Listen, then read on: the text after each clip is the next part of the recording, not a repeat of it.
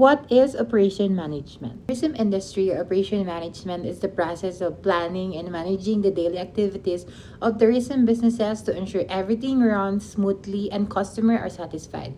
It includes organizing staff, managing resources, controlling costs, and maintaining service quality in hotel, airlines, and travel agencies. In simple terms, it is the behind the scenes work that makes sure tourists have a smooth, enjoyable, and memorable stay.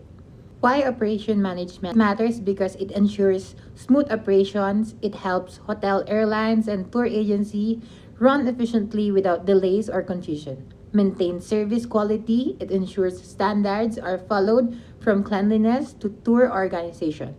It also maximizes the use of resources, hotel transport, and staff are limited resources. Operation management help businesses to use them efficiently, specifically during peak season. It strengthens a company's reputation. When services are organized and consistent, tourists are more likely to leave positive reviews and recommend the business. It supports long-term sustainability. Controlling waste, managing costs, and planning carefully tourism businesses can operate successfully for many years. Improve customer satisfaction.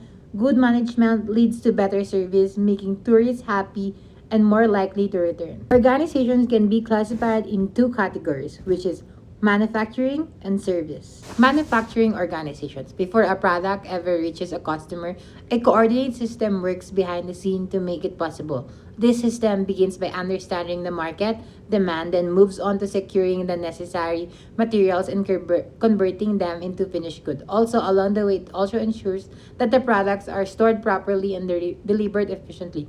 All of these connected activities together form what is known as manufacturing. Number two, service organizations. In the industry where the main offering is an experience or assistance rather than physical item, managing operation takes on different emphasis. The priority shifts toward refining how services are provided and ensuring they consistently meet high standards. This approach centered on improving both performance and customer satisfaction is known as service operation management. Okay, so for the input, transformation process, and output, starting with the management input resources. These resources are what goes into the system of making a product or delivering an experience. It is everything necessary to be able to execute, or in other words, this serves as the investment to be able to conduct the steps of a process. Some examples are facilities, equipment, staff, customers, suppliers, transport, materials, energy, and information. Then for the managing processes, this is the series of actions and activities that transform inputs into outputs. This means that the process includes both production and quality control, as well as continuous improvement. It ensures that the output is efficient, effective, and meets expected standards. And lastly, the managing outputs. Output is the final product, service, or result produced after the process. However, output is not only the immediate final product. It also includes the after impact or effect that the product or service creates. Now, according to the father of modern management theory, Henri Fayol, to manage is to forecast and plan, to organize, to compound, to coordinate, and to control, which outlines the 5 core functions of management. Moving on, let's talk about strategy. A strategy is a long-term plan designed to achieve organizational goals and gain competitive advantage. It guides how a company uses its resources to succeed in the market. So basically, a strategy is a blueprint of a goal. You devise a plan with the resources you have, you consider the possible outcomes of every potential action you can take, and conclude with the best and most effective path you can go with to succeed.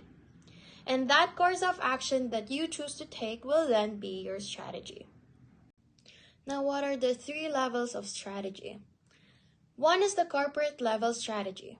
The corporate level strategy is the overall strategy of a company that determines what businesses or industries it should compete in, and how those businesses could work together to grow and create value. So this strategy focuses on big picture decisions made by top management. Now let's talk about business level strategy. Business level strategy focuses on how a company competes in a specific industry or market. It answers the questions: how will we compete? What makes us different from competitors? There are two common approaches. The first is low cost strategy, where a company offers products or services at a lower price than competitors. The second is differentiation strategy, where a company offers unique features, better quality, or something special that makes it stand out in the market. In short, business level strategy is about how a company wins against competitors. Next is operational or functional strategy. This strategy supports the business strategy by focusing on specific departments such as operations, marketing, finance, and human resources. If business strategy explains how to compete, operational strategy explains how to execute the plan. Examples include improving production efficiency, enhancing service speed, and better employee training. This is where the actual actions are done to ensure that the strategy is successfully implemented. Now let's move to operations competitive priorities. These are the areas that a company focuses on in order to become competitive in the market. They help the organization determine what is most important in meeting customer needs and achieving business success. There are four major operations priorities: cost, time, quality, and flexibility. These are measures of a company's operational capabilities. Cost refers to efficiency and operating competitive prices. Time refers to speed and on-time delivery. Quality refers to consistent and high standards. And flexibility refers to the ability to adjust to changes in demand or customer preferences. Lastly, let's focus on cost. When cost is a primary operations competitive priority, the organization focuses on maximizing efficiency, minimizing waste, and reducing product and operating expenses. This allows the company to offer products and services at more competitive prices. Cost efficiency is especially important when serving price-sensitive customers or high-volume markets. For example, fast food chains focus on low-cost production and a standardized process to keep price affordable. Salaries, benefits, and training. Salaries and wages are the regular payments given to employees for their work. Benefits include government contributions, health insurance, paid leaves, and other incentives provided by the company. Training expenses cover seminars, workshops, and skill development programs that help employees improve their performance. Staff costs are usually fixed and are essential because employees play a major role in maintaining productivity and delivering quality service. Next are facilities and overhead costs, which include rent, utilities, and equipment. Rent refers to the payment for the space or building where the business operates. Utilities include electricity, water, internet, and other necessary services. These costs are generally fixed, meaning they must be paid regularly regardless of sales. Proper management of energy use and equipment maintenance can help control these expenses. Lastly, we have material costs, which offer the greatest opportunity for the cost reduction. Material costs refer to the raw materials or supplies used to produce goods or deliver services. Unlike staff and overhead costs, material costs are variable, meaning they change depending on production levels. Businesses can reduce this cost through bulk purchasing, negotiating with suppliers, efficient sourcing, and minimizing waste. Because of their flexibility, material costs provide the best opportunity to increase profitability. Here is an example.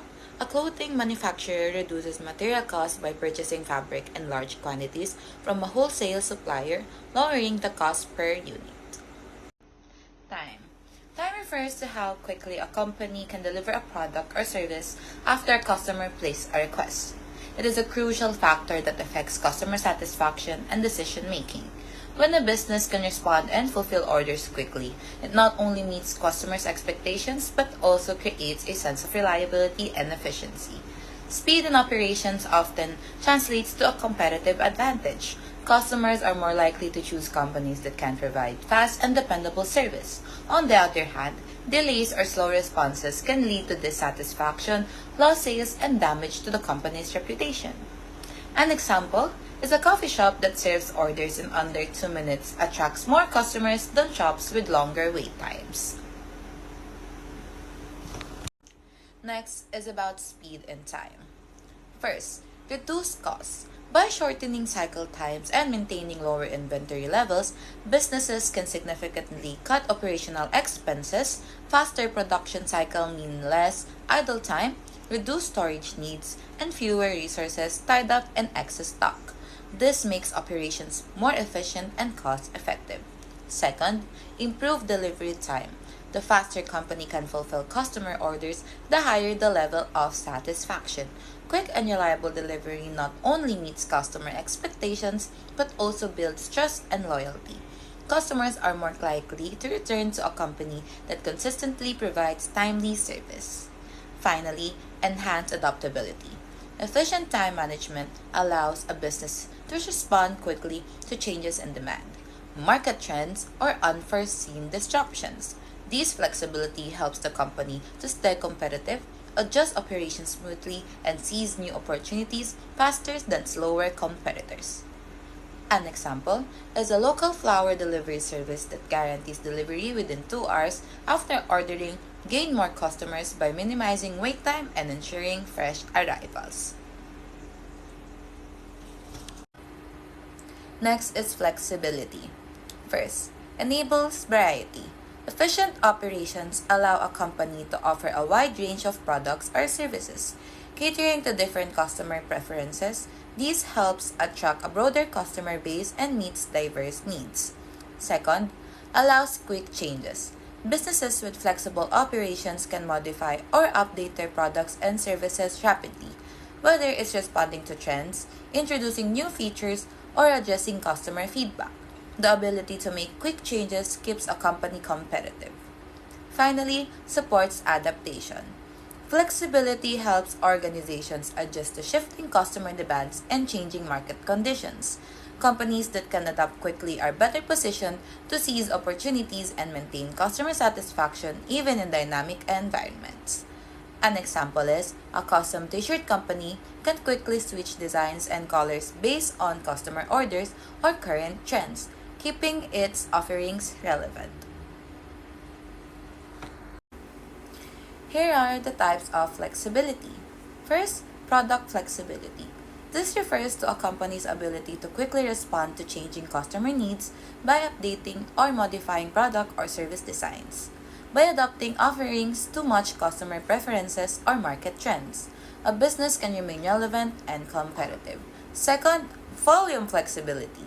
This is the ability to increase or decrease production based on fluctuations in customer demand. Companies that can scale production up or down efficiently can avoid overproduction, reduce waste, and better manage costs, while still meeting customer expectation. An example is a smartphone manufacturer can quickly launch new models or limited editions and adjust production quantities based on market trends.